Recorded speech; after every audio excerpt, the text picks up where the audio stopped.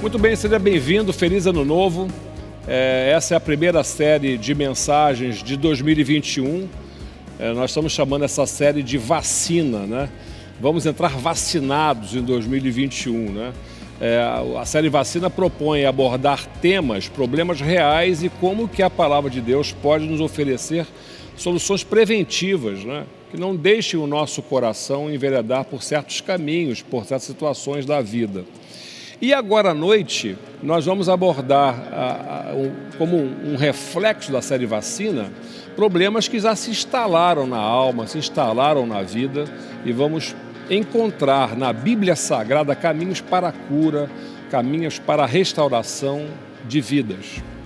Então é uma série muito importante, eu quero convidar você a participar com a gente aos domingos, presencialmente na Igreja da Orla, lá aqui no nosso local, e à noite estaremos aqui apenas na nossa transmissão online. Os cultos da manhã também serão transmitidos, então se você não pode estar aqui de alguma maneira, você pode acompanhar toda a série pela internet, né?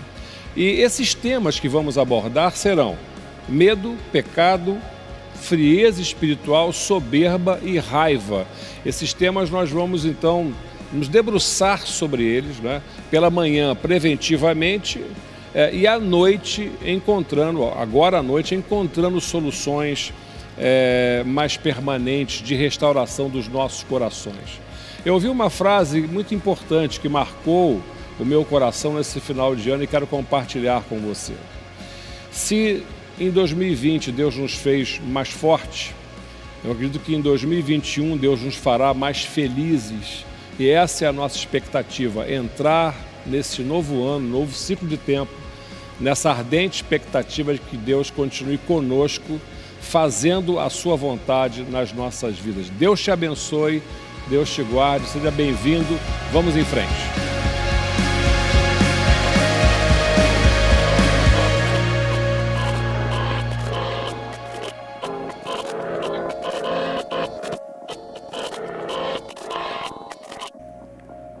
Olá, irmãos. Hoje nós vamos conversar um pouco a respeito do medo. Eu não sei quanto a vocês, mas eu me considero uma pessoa muito medrosa. E o medo me atrapalha muito, o medo me impede de viver plenamente, aproveitar coisas boas em diversas situações. Por exemplo, eu tenho muito medo de fazer viagens internacionais. E não é por causa de medo de avião. Eu tenho medo de aeroporto, eu tenho medo de ser acusado por uma coisa que eu não fiz num país estrangeiro e não saber como me defender. Por causa disso, todas as vezes que eu viajo, eu fico sempre cheio de neurose, tentando controlar todas as situações, tentando controlar todas as circunstâncias, e eu acabo não aproveitando muito os momentos em que estou passando quando viajo. E pensando nisso, eu vejo que a Bíblia ela fala muito a respeito do medo. Muitas das vezes, nós já ouvimos aquele famoso clichê que diz que a Bíblia tem 365 passagens que falam a respeito do medo. Na verdade, a Bíblia fala muito do medo, mas não chega a isso tudo. E por causa disso, eu me sinto às vezes até culpado, porque mesmo sabendo que a Bíblia fala tanto a respeito do medo, eu continuo sentindo medo, eu continuo olhando para o futuro e imaginando coisas ruins que podem acontecer e antecipando esses medos, trazendo esses medos para o presente e acabo ficando até ansioso, porque na verdade, o que é a ansiedade? A ansiedade, em termos simples, é a antecipação dos medos, é olhar para o futuro, imaginar algo ruim e trazer para o presente. E isso nos impede de viver a vida plenamente agora, de viver o dia de hoje, de viver o momento de estarmos presentes agora, vivendo tudo que temos para viver, aproveitando tudo que nós temos para viver. E pensando nisso, eu ainda tenho uma outra questão, porque a Bíblia fala muito a respeito de fé. Em alguns momentos nós ouvimos pessoas dizendo que nós precisamos ter uma fé tão forte, uma fé grande o suficiente para que essa fé seja capaz de sufocar todos os nossos medos, todos os nossos temores, mas eu continuo tendo medo. E aí, às vezes, eu me pergunto, será que eu não tenho fé suficiente? Ou será que eu tenho fé? Porque como sufocar meus medos? Como ter uma fé a ponto de vencer os meus próprios medos e até mesmo de parar de antecipar os meus medos imaginários? E pensando nisso tudo, eu lembro de uma história das Escrituras Sagradas muito conhecida. Eu não vou ler essa história, eu vou apenas narrar, mas você pode e deve acompanhar através da sua Bíblia. Ela está lá em Marcos, no capítulo 4, a partir do verso 36. Jesus estava em uma cidade da Galileia, em uma cidade em volta do mar da Galileia, estava ali naquela região, havia passado um dia fazendo milagres, curas, e à noite ele decide atravessar para o outro lado do mar da Galileia, que na verdade era um grande lago. E ele entra em um barco com os seus discípulos, e a Bíblia fala que outros barcos também acompanham o barco em que Jesus estava. E à noite, no meio do mar da Galileia, de repente um forte vento começa a soprar, uma tempestade, as ondas começam a se abater contra aqueles pequenos barcos. E os discípulos, obviamente, eles começam a entrar em desespero, eles ficam com muito medo, porque, imaginem, barcos pequenos, ondas grandes, ventos fortes, tudo isso levava-os a pensar que eles naufragariam, que os barcos afundariam e, se não fosse um milagre, eles acabariam morrendo.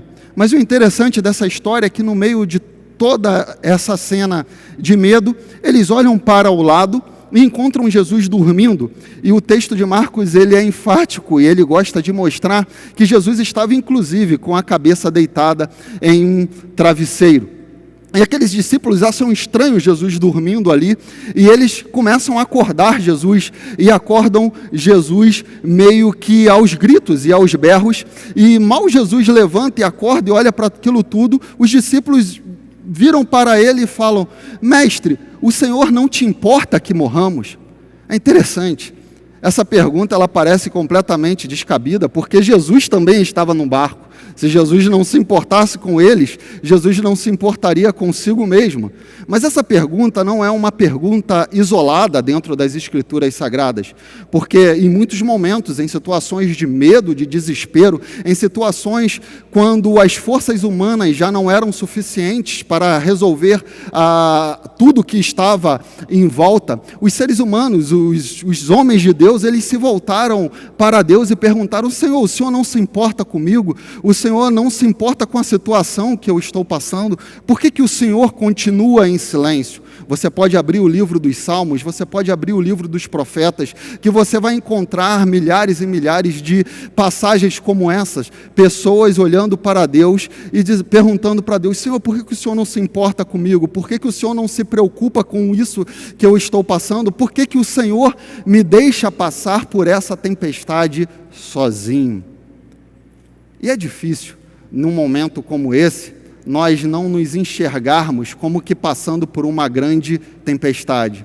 E uma tempestade não de verão, mas uma tempestade duradoura, que já está aí chegando a praticamente um ano. E nós imaginávamos que viraríamos 2021 e a tempestade teria terminado, e a nossa vida já estaria normal, e nós já não precisaríamos estar usando máscaras, fazendo distanciamento social. Mas a verdade é que é só você olhar as notícias que você perceberá que a tempestade ainda não acabou. E em vários momentos, não somente agora, em meio a essa grande tempestade em que estamos enfrentando, mas em vários momentos em que você enfrentou várias tempestades na sua vida e que o medo veio sobre você, talvez você tenha se sentido como os discípulos no barco, perguntando para Deus, perguntando para Jesus: mestre, o Senhor não te importa que morramos? Mestre, o Senhor não se importa que eu venha ficar doente? Mestre, o Senhor não se importa com o meu emprego? O Senhor não se importa que eu não consiga pagar minhas contas? Mestre, o Senhor não se importa com os meus filhos que estão trancados em casa, com o dano psicológico que isso pode causar neles? Mestre, o Senhor não se importa com o meu casamento que está ruindo diante dessa situação toda? Mestre, o Senhor não se importa comigo, não se importa com a minha vida, o Senhor não se importa com nada disso? Essa era a pergunta que estava na boca dos discípulos e é uma pergunta que está na nossa mente, no nosso coração, em muitos momentos. Mas o interessante é que depois de uma pergunta tão dura quanto esta, Jesus levanta e ao invés de Jesus trazer uma resposta para os discípulos, Jesus simplesmente ele resolve ter uma conversa com a natureza. Jesus olha para o mar, olha para o vento, e a Bíblia fala que Jesus simplesmente disse: aquietem-se, acalmem-se. E imediatamente o mar se acalmou, o vento parou e tudo ficou calmo. E aí, somente depois disso, Jesus resolve olhar para os discípulos. E Jesus faz uma pequena pergunta para os discípulos, uma pergunta pequena, mas carregada de sentido, uma pergunta muito profunda. Jesus olha para eles e pergunta: por quê? Por que vocês estão com tanto medo? Vocês ainda não têm fé? Por quê? Por que vocês estão com tanto medo? Vocês ainda não têm fé? É interessante porque Jesus estava dizendo para eles, em outras palavras: será que tudo que vocês viveram comigo até agora não foi suficiente? Será que todos os milagres, todas as curas que vocês me viram fazer, todas as palavras que eu levei até vocês, será que tudo isso ainda não foi suficiente para vocês saberem quem eu sou, para vocês confiarem em mim plenamente? Será que tudo isso não foi suficiente? O que Jesus estava tentando dizer para eles, estava mostrando dizer para eles era o seguinte: olha, eu já sei o que está acontecendo aqui, eu já sei o que aconteceu aqui. Vocês colocaram a confiança de vocês, vocês colocaram a fé de vocês numa tempestade. Vocês acreditaram que a tempestade poderia determinar a vida, o destino e o futuro de vocês. Por isso vocês ficaram cheios de medo. Mas, na verdade, vocês não deveriam temer a tempestade, porque vocês temem aquilo que vocês acreditam que pode determinar o seu futuro. Vocês temem aquilo que vocês acreditam que pode determinar o seu destino, a sua vida. Se vocês vão temer alguma coisa, vocês deveriam temer a mim e não a tempestade. O interessante é que depois disso, quando tudo estava calmo, a Bíblia diz que os discípulos ficaram com mais medo do que estavam antes. Num primeiro momento, a Bíblia fala que os discípulos estavam cheios de medo. E agora, depois que Jesus acalmou o vento, acalmou o mar, a Bíblia fala que os discípulos ficaram apavorados. E eles começaram a olhar entre si, e eles começaram a se perguntar: quem é este homem? Quem é este homem que até o vento e o mar obedecem? Quem é este homem? Essa é a pergunta fundamental. É a pergunta que o Evangelho de Marcos inteiro tenta responder para a gente. Quem é este homem? Quem é este homem que até o vento e o mar o obedecem? A Bíblia não fala a resposta que os discípulos deram ao questionamento que eles mesmos fizeram entre si, mas eu posso deduzir que implicitamente eles só podiam chegar a uma conclusão: sim, esse homem não é nada mais, nada menos do que aquilo que ele diz que é. Ele diz que é o Filho de Deus, ele diz que é o Filho do homem, ele diz que é o Salvador do mundo. É isso que ele é, porque não tenho outra resposta, não tenho outra explicação para o fato de que até os ventos e os mares o obedecem, atendem à sua vontade. E aqueles discípulos chegaram à conclusão óbvia. Eles chegaram a uma conclusão de que nós estávamos colocando a nossa confiança no lugar errado. Nós estávamos sofrendo de um medo deslocado. Nós estávamos temendo a tempestade. Nós estávamos temendo a fúria do mar. Mas era ele que nós deveríamos temer, porque até o vento e o mar o obedecem. Por isso eles ficaram apavorados, tomados de temor. Há uma outra passagem nas Escrituras Sagradas, lá em Lucas 12, verso 24, uma passagem num episódio que foi um pouco após esse episódio dos discípulos no mar com Jesus. E Jesus olha para os discípulos e fala assim: meus amigos, não tenham medo daqueles que podem matar o corpo e depois não podem fazer mais nada. Meus amigos, não tenham medo daqueles que podem matar o corpo e depois não podem fazer mais nada.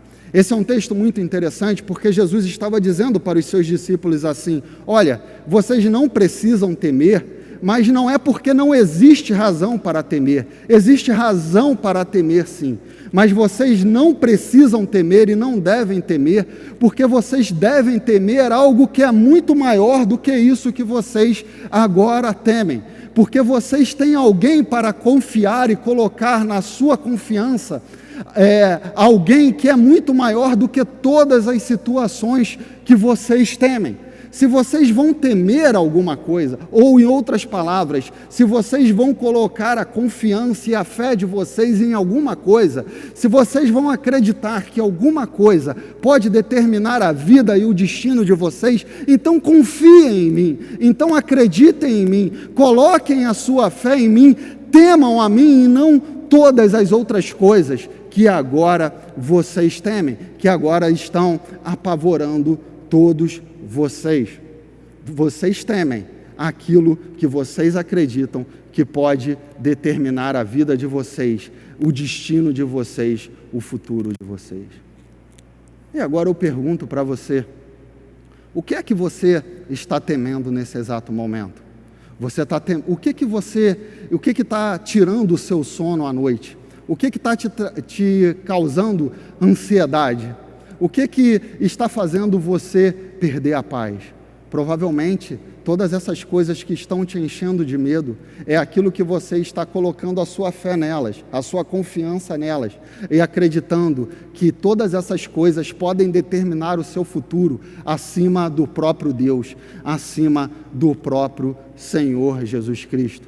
E eu pergunto para vocês: será que nós, como cristãos, ainda temos que continuar colocando a nossa fé em uma pandemia? Será que nós, como cristãos, ainda temos que continuar colocando a nossa fé em um vírus, acreditando que são eles que podem determinar a nossa vida e o nosso destino?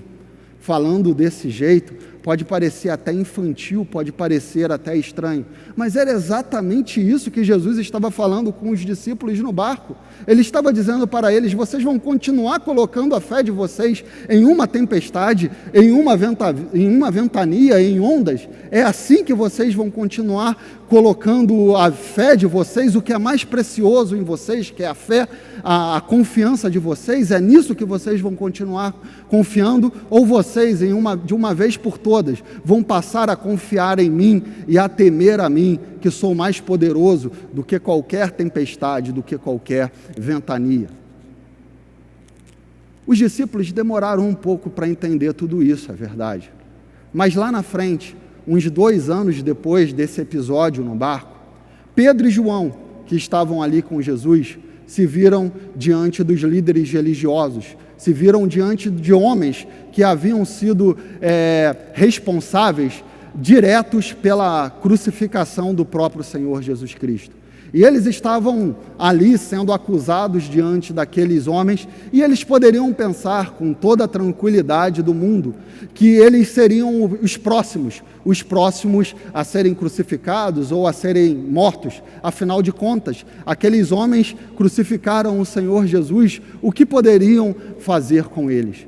Mas diante daqueles homens poderosos, diante do sumo sacerdote, Pedro e João não tiveram medo. E é interessante que Lucas faz questão de destacar que os sacerdotes ali, o sumo sacerdote, eles esperavam que Pedro e João estivessem morrendo de medo diante deles. E Lucas ainda destaca: Pedro e João eram homens iletrados, ou seja, homens que normalmente temem e morrem de medo diante de autoridades, diante de pessoas poderosas, mas eles não estavam com medo.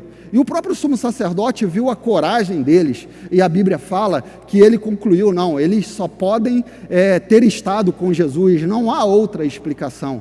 E Pedro e João até compreendem o que eles estavam pensando. Não, sim, nós estivemos com Jesus. Mas para Pedro e João havia uma dimensão a mais nisso tudo, porque eles sabiam de uma coisa: eles não apenas estiveram com Jesus, eles sabiam que Jesus estava com eles naquele momento. E Pedro e João haviam aprendido a lição da tempestade, eles haviam aprendido a lição do barco. Se Jesus está com eles, por que temer as coisas que estão à volta? Se tem alguma coisa para temer, se alguém pode determinar o destino deles, é Jesus. Então eles não tinham nada a temer. E eles olharam na cara do sumo sacerdote e disseram: julgue vocês se eu vou obedecer a Deus ou vou obedecer aos homens. E eles escolheram obedecer a Deus, não se importando com a sua própria vida, porque eles também tinham na memória o que Jesus disse para ele: meus amigos, não tenham medo daqueles que podem tirar a vida de vocês e depois não podem fazer mais nada. Parece estranho falar desse jeito, mas é como se Jesus estivesse falando para eles: é só isso que eles podem fazer. Eles não têm mais nenhum poder sobre a vida de vocês, enquanto eu tenho todo o poder sobre a vida de vocês, tenho todo o poder sobre a vida depois da morte de vocês, eu tenho todo o poder sobre a eternidade de vocês. Por isso, vocês devem temer a mim. E a mesma coisa, meus irmãos, eu digo para nós. Precisamos aprender a lição da tempestade.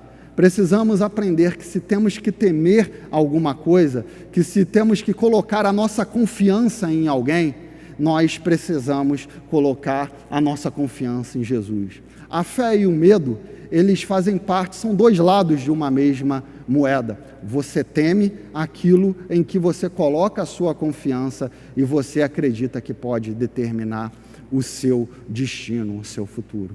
E para terminar, eu lembro de John Donne, ele que passou pela peste negra em Londres, na terceira epidemia, se não me engano, e só nessa terceira epidemia de peste negra na Inglaterra, em Londres, 1/4 da população de Londres foi dizimada. É muita gente morreu naquela situação.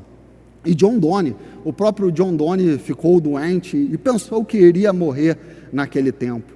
E ele traz algumas conclusões muito interessantes, quando ele diz assim: a vida sempre vai trazer para nós situações que nos levam ao medo, que nos fazem temer. Se não for uma doença, vai ser um problema financeiro. Se não for um problema financeiro, vai ser um problema no emprego, vai ser um problema na família, vai ser um problema de relacionamento. Enfim, a vida sempre vai trazer situações que nos levarão ao medo. Então ele conclui assim: ou você vai ficar, ou você teme todas as coisas, ou você teme a Deus. Ele diz que é uma questão de escolha. Ou nós ficamos temendo todas as coisas, ou escolhemos temer unicamente a Deus. E John Donne, ele está muito em linha a tudo que eu estou falando, porque ele define temer a Deus como confiar em Deus, em se entregar a Deus completamente, colocar toda a sua vida em Deus, entregando a Deus a sua vida e confiando que só Deus pode determinar a sua vida, o seu destino e o seu futuro. Então, meu irmão, não tema. E se você for temer, escolha temer a Deus e não temer as demais coisas. Que Deus abençoe todos vocês. Amém?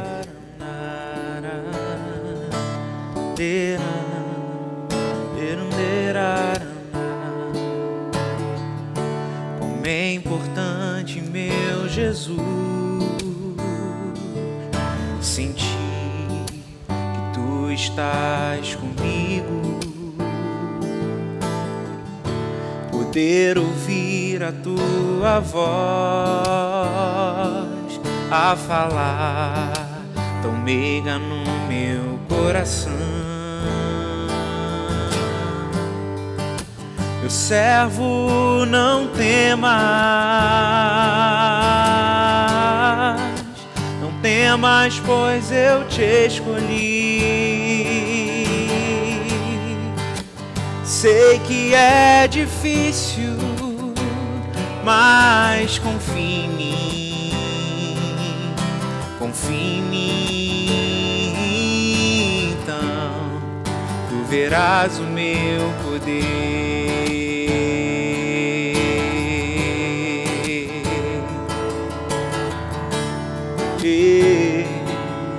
Entenderá,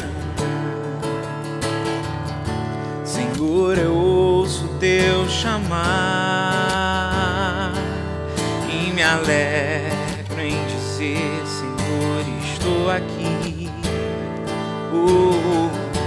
Eu sempre ouço a tua voz, tão linda, tão cheia de amor, que me diz: meu servo, não temas, não temas, pois eu te escolhi.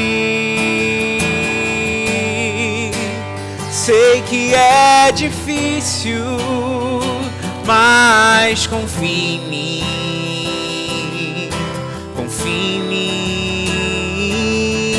Então tu verás o meu poder. Ouvimos a voz de Deus que nos diz: meu servo, não temas, não temas, pois eu te escolhi. Sei que é difícil, mas confia em mim, confia em mim. Então tu verás o meu poder, tu verás o meu poder.